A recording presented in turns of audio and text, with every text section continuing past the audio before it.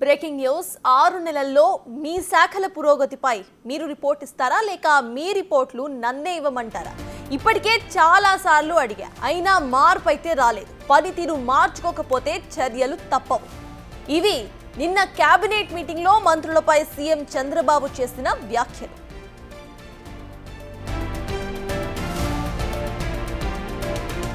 మంత్రుల పనితీరు సరిగా లేదని సీఎం ప్రధాన ఆరోపణ. పనిలో వేగం పెంచాలని, లేదంటే జరగబోయే పరిణామాలకు తనను బాధ్యుణ్ణి చేయవద్దని చెప్పేశారు సీఎం. పనితీరు సరిగా లేదన్నది ఒక కారణమైతే 6 నెలల పనితీరుపై నివేదికలు ఇవ్వకపోవటం చంద్రబాబు కోపానికి మరో కారణం.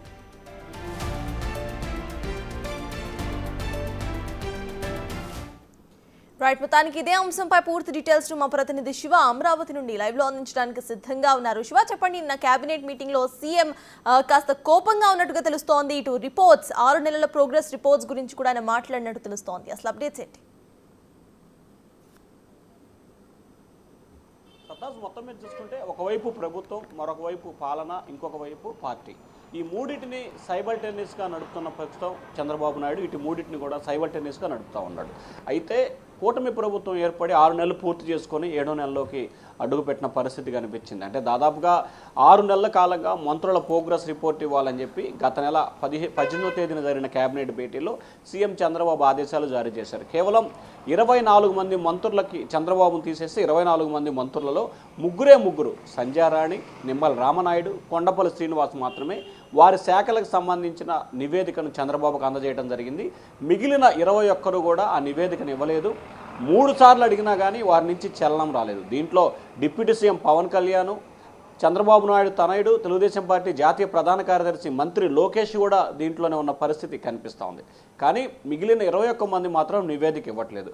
ప్రధానంగా ఇప్పటికే ఐవీఆర్ఎస్ సర్వే ద్వారా రాష్ట్ర వ్యాప్తంగా ఎమ్మెల్యేల పనితీరుపై నివేదిక తెప్పించుకున్న చంద్రబాబు మంత్రివర్గ సహచరులకు సంబంధించి కూడా శాఖల వారీగా వారి పనితీరు ఏ రకంగా ఉంది, వారి పరిపాలన ఏ రకంగా చేయబోతున్నారు, ప్రజలతో ఏ రకంగా ఉంటున్నారు, అధికారులకి వారికి సత్సంబంధాలు ఎలాగున్నాయి, అలాగే ఒక ఫైల్ వస్తే ఆ ఫైలుని ఏ రకంగా పరిశీలిస్తున్నారా, లేకపోతే డైరెక్ట్గా అధికారులకు అప్పచెప్తున్నారా, లేకపోతే ఆర్థిక పరమైన అంశాలకి తావిస్తున్నారా అనే కోణంలో నివేదిక ఇవ్వాలని చెప్పి కోరటం జరిగింది.